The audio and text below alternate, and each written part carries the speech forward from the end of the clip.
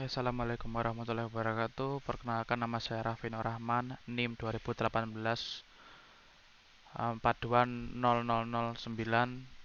Di sini saya akan melanjutkan presentasi dari teman-teman, yaitu sumber data yang dapat diproses Spark. Nah, di sini untuk Spark itu banyak ya, banyak sumber data yang dapat diproses, yaitu bisa Postgre, Hadoop, HBase, Cassandra, MongoDB, Redis, Delta Lake, Kafka, Elastic, MySQL. Jadi hampir semuanya ya bisa diproses oleh Spark.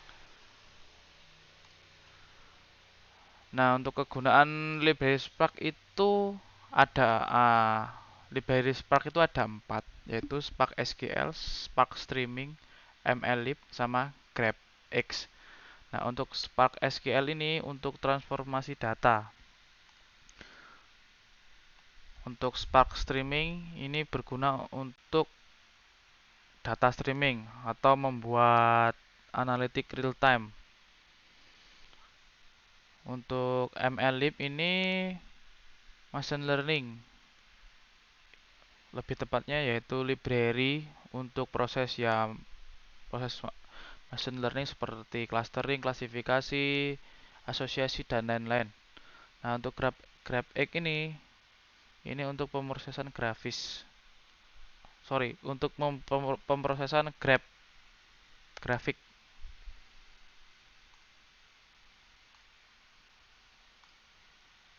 Nah, untuk arsitektur Spark dan penjelasannya ini, pada gambar yang tertera ini ada beberapa layer ya. Nah, yang di bawah ini node ini itu physical hardware, komputer atau komputer cluster. Jadi ada beberapa nodes ini. Jadi nanti bergabung menjadi satu cluster. Nah, untuk yang atasnya ini Hadoop. Hadoop ini library yang menjinakkan framework untuk cluster computing. Nah, di dalam Hadoop ini nanti yang dipakai yaitu Yarn dan HDFS. Nah, untuk atasnya ini Spark. Jadi ada Spark Core, ada Spark SQL, dan Spark MLlib. Nah, Spark Core ini ya software utamanya, software inti. Jadi untuk Spark Core ini untuk bahasanya atau aplikasi penulisannya. Terus SQL ini adalah nanti query-query yang akan dituliskan pada Spark tersebut. Nah, Spark MLlib ini nanti isinya tentang ya master learning, mungkin seperti clustering dan lain-lain. Nah, untuk package scikit-learn TensorFlow ini adalah library pihak ketiga, ini sesuai kebutuhan ya. Seperti scikit-learn ini sebagai machine learning, TensorFlow juga ini adalah uh, library untuk machine learning. Pengertian data pipeline. Data pipeline adalah seperangkat alat dan proses untuk memindah data dari satu sistem ke sistem lainnya, di mana ia dapat disimpan dan dikelola secara berbeda. Nah, ilustrasinya seperti gambar di bawah ini. Jadi, saya akan menjelaskan ilustrasi gampangnya, yaitu misalkan beras ya. Beras itu akan masuk ke pipeline-nya yaitu rice cooker. Nah, beras itu kalau dimasuk ke rice cooker nanti kan akan diproses hingga sampai matang. Nah, setelah tanak, ada orang yang langsung menyantapnya dan ada pula memilih mengolahnya lebih lama menjadi bubur. Ternyata dan ada pihak lain juga yang memasukkan ke lemari pendingin dan diolah besoknya menjadi olahan lain. Nah, maksudnya inilah yang disebut data pipeline. Jadi data mentah akan masuk, ini data mentah, misalkan data mentah akan masuk, diolah, lantas menjadi data setengah jadi atau jadi, nanti juga diolah lagi, dan akan menghasilkan data jadi. Kurang lebih seperti itu.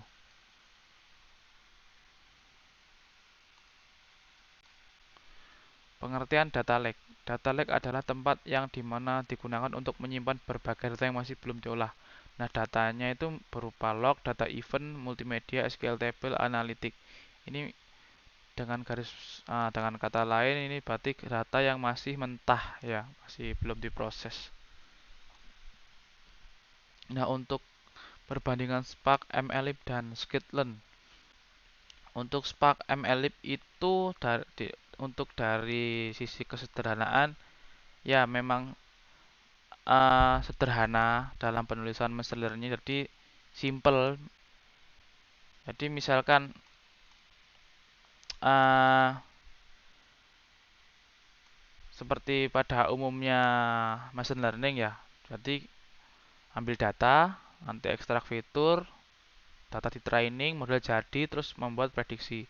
Sama seperti scikit-learn. Ini dalam hal kesederhanaannya sama. Nah, untuk skalabilitasnya ini lebih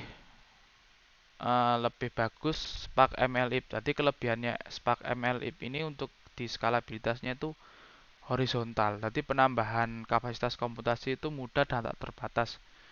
Misalnya menambahkan satu mesin. Jadi nanti untuk komputasi itu bisa menambahkan satu mesin atau beberapa mesin. Jadi nanti sampai ribuan node, nanti bisa jadikan satu cluster. Nah, sedangkan scikit-learn ini karena skalabilitas yang vertikal, penambahan kapasitas dan komputasinya itu terbatas. Jadi kalau yang scikit-learn ini eh, jadi hanya bisa menambahkan memori. Jadi misalnya nggak cukup nambah memori, dan itu hanya ada batasnya. Dan untuk efeknya ini misalkan untuk kelebihannya untuk Spark MLlib ini, misalkan dalam uh, mengelola machine learning, misalkan ada banyak mesin, itu kalau ada satu yang trouble atau gimana, itu masih bisa jalan untuk Spark MLlib dalam segi skalabilitas. Dan Scikit-learn ini kebalikannya, jika ada satu yang trouble maka ya gagal seperti itu. Nah, untuk kompatibilitas Spark MLlib, Spark Lib itu sangat kompatibel ya, menyediakan interface untuk membaca data dalam berbagai format. Tadi sudah disediakan kelebihannya Spark MLlib. Nah, untuk Scikit-learn ini sama, sebenarnya kompatibel, tetapi harus menulis ulang kodenya. Jadi kalau mau membaca data JSON, CSV itu harus import JSON dulu seperti ya bahasa pemrograman Java atau C++ kalau kalau kalau tidak salah ya, kurang lebih seperti itu.